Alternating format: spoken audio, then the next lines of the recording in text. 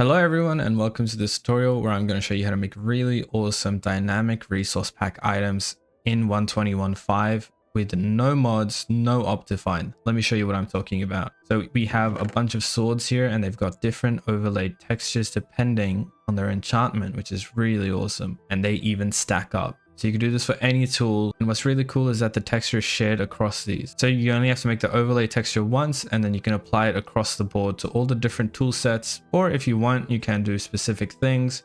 You can even do custom enchantments. If you have a combination of specific ones, you can do a specific overlay and things like that. Sky's the limit. You can also do really cool stuff with fireworks. These have a little smiley face and a green tail because they're creeper shaped. You could do this for the other shapes as well as if it has a twinkle or a trail.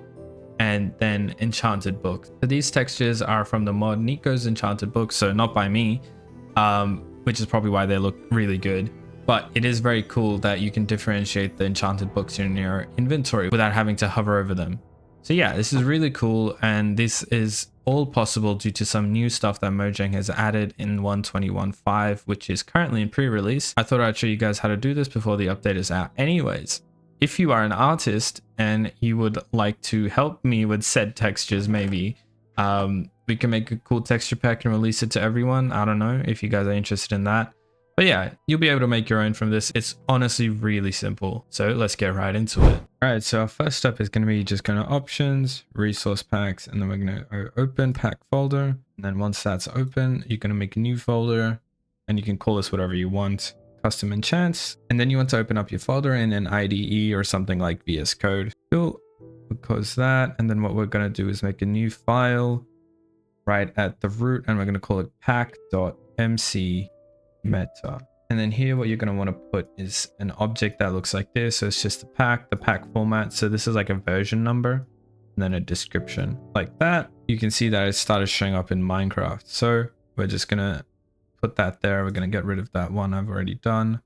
I'll hit done there. And now our resource pack is loaded. Something that's going to be really helpful for you when you're making a resource pack is having the base Minecraft textures to work off of. So the way you get those depends on your launcher and your setup. But basically, if you go back here, if you go to open pack folder, you're going to end up somewhere in your roaming. And from here, you need to find the Minecraft jar. For Prism, you go to the root, then you go to libraries, Mojang, Minecraft, and then here you have the different versions. And I'm doing 121.5 pre-release 2. So come here and then with 7-zip or WinRAR or something else, you can extract it to a folder. And once you've done that, you're going to get a folder like this. And then inside it, you're going to have a bunch of stuff, which we don't worry about. But what we care about is the assets folder. And then this inside here will have all the base things that we'll be using to make our resource pack. So once you've done that, you've basically got everything you need to get started. And we'll start by making all the folders that we're going to need. So at the root of your resource pack, you have a folder called assets, which just contains everything. And inside assets, we're going to make two folders, one for our custom assets, which I will just call cloud. You can name that whatever. And then also in assets, we're going to make another folder called Minecraft. So this is how we're going to override the existing ones. So for Minecraft, we just need to make one folder, which is just called items. And inside items is where we're placing our model overrides, which I'll show you guys in a bit. But for our custom one, we have to make a couple of folders. We have to make models. And inside models, we have to make item. And then also in our custom folder, we have to make textures. And inside that, again, we have to make item. Now we've got all the folders that we're going to need to get this done. So starting off with the diamond sword, what we're going to do is place our override in the Minecraft/items folder. And a really easy way to get started is by referencing the folder you have, and it follows the same structure here. So we go in assets, Minecraft.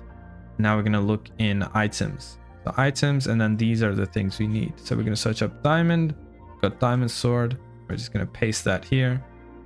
So now we have our diamond sword model here, which will be changing. And then what this is going to need to rely on is our custom model and our custom texture. So I'm just going to copy over the ones I have existing. So these are all the existing textures I have. And the cool thing about these is things like the Enchanted Books are just complete overrides of the book texture, but the sword enchantment modifiers go on top. So you can see that it's a little overlay that will go on top of the sword.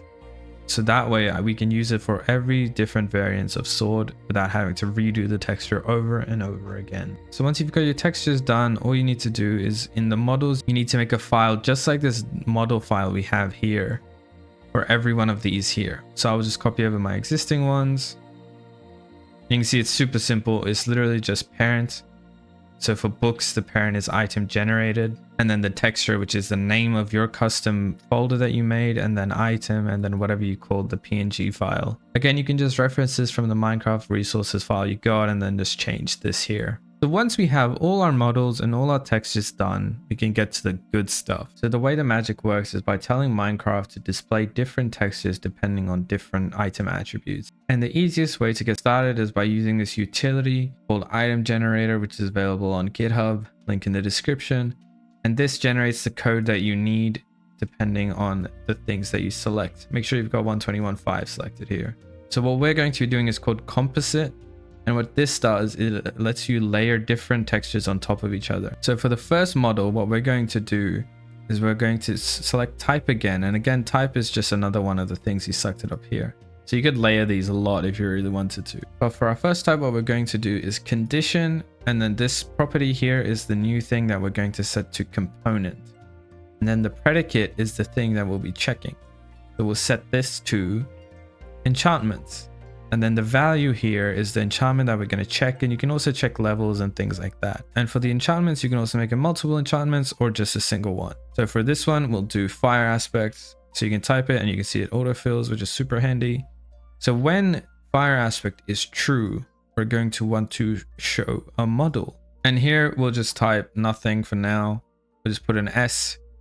And then for false, what we want to do is nothing. So now we have this and we can grab this. And what we're going to do is paste it below what we have and then grab this top one. And we're going to add it at the start of this array here. So at the start of the models array.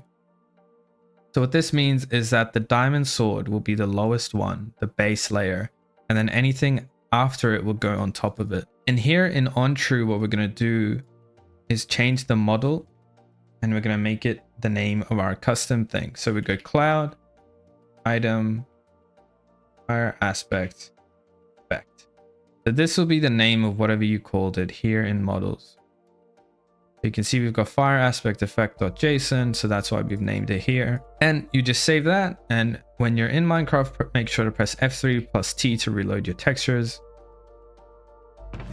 Oh no. Ah, I see. It's because I did this. Sorry, guys. You just do this instead. That should fix it. All right. Reload again. There we go. So there's our fire aspect sword with the custom overlay on top. And that's really how easy it is. And for all the other enchantments, it's basically the same thing. You just do it over and over again. So you can see for everyone, there's a condition, the component, and a different enchantment that points at the different sword overlay. And then when you put it all together, you get this, which is really awesome. And it's so easy to copy for the other ones. So all you do is you copy your diamond sword, you paste it, and then you name it whatever you want. So we'll do golden sword. Just make sure this file is named the same as in the base Minecraft folder. And here what we'll do is change this to golden sword and done. So now if you reload again, ta-da. So that's how easy it is. And then you just do that again for iron and netherite. And Bob's your uncle. Moving on to fireworks. Again, we're going to copy the existing file. So firework rocket. We're just going to paste it here in the Minecraft items folder. And we're going to do something very similar where it's a composite. The first one in the array is the base one. So firework rocket. And then the next thing again is a condition and you're checking a component. And this time the predicate is fireworks. So we're checking the explosion contains a creeper. And if it does, we're using our custom firework creeper model. Again, this website makes it really easy. So here you would just change predicate to fireworks and then value explosion contains shape creeper. You can do if it has a twinkle or not, has a trail or not. You can also check the size of it, the flight duration, things like that. So yeah, this website is super handy. And then you just copy paste this. Go back to Minecraft. And there we go, ta-da. Because it has a creeper shape, it's got a custom texture. And last but not least, the Enchanted Books. Again, from the base Minecraft textures, we're going to just search for Enchanted Book, copy this, put it there. And this one ends up being very large, but don't worry, it's more of just the same. You can see it's 742 lines, but don't worry about it. So it's the same thing, it's a composite, it's got models, and the first model is the base one, and then the ones after it are each of the enchantments. So it's basically the same, except the predicate that we're checking is stored enchantments, just specific to Enchanted Books. So if it has Aqua Affinity, well, the model we're going to show is Aqua Affinity. And then it just repeats for every single enchantment. So we're just going to reload again. And ta-da! Looks amazing. So that, everyone, is how you do the really awesome dynamic resource pack items in 121.5. If you want to learn more about resource packs and awesome things you can do with them, I suggest this video by Slice Lemon, which goes into a lot of depth. Please leave a like, comment, and let me know what you guys think. Let me know if there are any other topics you would like me to cover. Maybe I can make some more tutorials and stuff like that. Thank you for watching, and I will see you guys next time. Bye!